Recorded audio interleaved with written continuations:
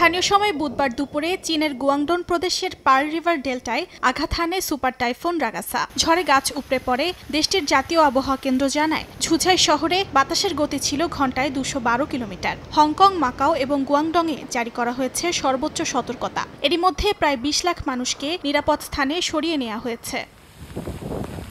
চীনের বিদ্যুৎ গ্রিড ও পারমাণবিক স্থাপনাগুলো রক্ষায় নিয়োজিত করা হয়েছে হাজার হাজার কর্মী। স্কুল কলেজের পাশাপাশি বন্ধ রয়েছে বিমানবন্দর। উপকূল জুড়ে অচলাবস্থা তৈরি হলেও দেশটির আবহাওয়া কেন্দ্রগুলোর ধারণা, স্থলভাগে আঘাত হানার পর ভূমির প্রভাবে ধীরে ধীরে দুর্বল হয়ে পড়বে সুপার টাইফুন রাগাসা।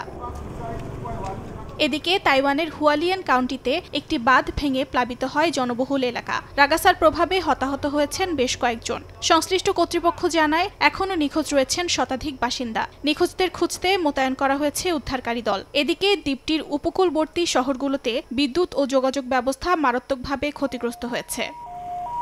অর্জিতা শেহজিন, সময় সংবাদ।